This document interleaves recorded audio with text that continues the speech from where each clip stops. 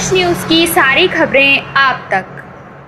Gita colony ward number 210 से कांग्रेस की प्रत्याशी कनिका ने कांग्रेस पार्टी का शुक्रिया अदा किया।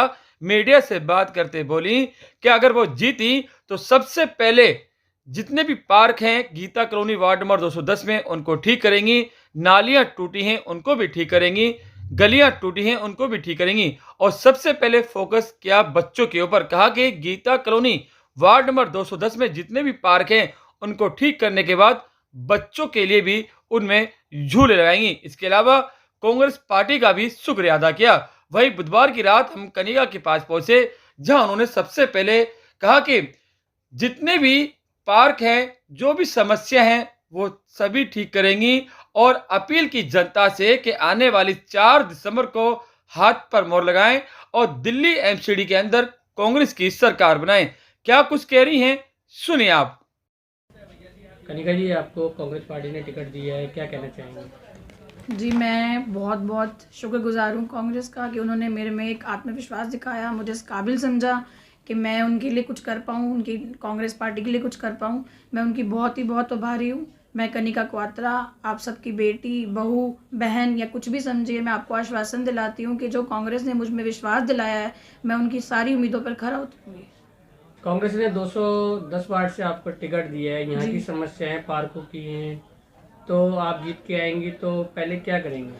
सबसे पहले बात करें अगर हम पार्क की, तो हमारी सबसे पहले कोशिश यही होगी कि इस इलेक्शन को जीतने के बाद जितने भी पार्क हैं उसको सही मायने से, सही तरीके से बच्चों के उपयोग के लिए यूज़ किया जाए, ताकि बच्चे वहाँ खेल सकें, ना कि उसके अंदर लोग आके वहाँ कूड़ा फेंकें और एक पार्क को भी एक डस्टबिन बना दें। हमारी सबसे पहली कोशिश यही रहेगी कि हम उसको बच्चों के लिए, खेलने के लिए या सैर सपाटे के लिए या योगा के लिए ही इस्तेमाल किया जाए सही मायने में। पिछले 15 साल से एमसीडी में बीजेपी है और 8 साल से कांग्रेस, ये हमारी पार्टी बैठी है, तो क्या लगता है आपको, इन्होंने कुछ काम किया है?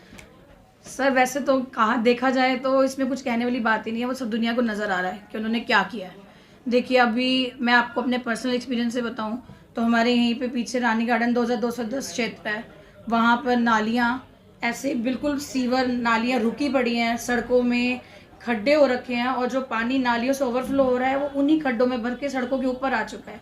एक तरफ वहाँ की औरतें खाना बना रही हैं और वहीं वो गंद पड़ा है, लेकिन उसको देखने के लिए कोई यहाँ आता भी नहीं है। जो भी यहाँ के निगम पार्षद पहले रह चुके हैं, चाहे वो आम आदमी पार्टी के हों, चाहे वो कमल के हों, मुझे नहीं लगता कि किसी ने आकर भी इस समस्या का समाधान करने का सोचा भी है।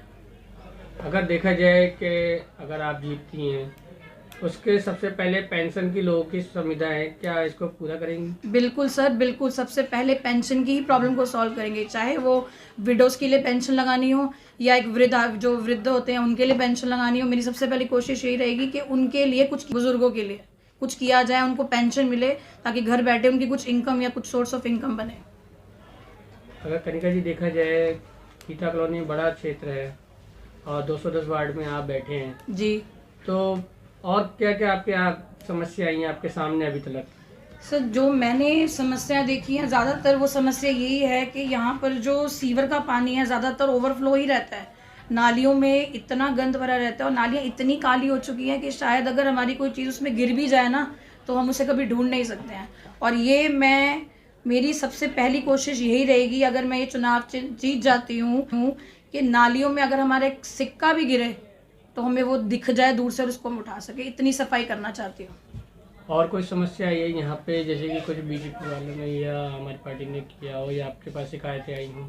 जी, शिकायतें तो यही आई हैं। अभी हमने थोड़ा सा ऐसे ही डोर टू डोर एक सर्विस करी, चलो लोगों से जाकर मिलते हैं, जानते हैं, क्योंकि अगर आप लोगों से मिलेंगे तभी जान पाएंगे कि एक्चुअली में उनकी समस्या क्या है।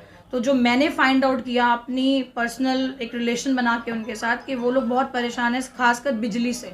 कहने को तो केजरीवाल जी ने कह दिया बिजली फ्री है, लेकिन सही मायने में वो बिजली के पैसे भी हम ही आम जनता से लिए जा रहे हैं। वो एक पॉकेट से निकाल कर बिजली को फ्री कर दिया, लेकिन दूसरी पॉकेट में पैसा हमारा ही टैक्स के तौर पे आकर वापस हमसे लेकर ही वापस आ रहा है।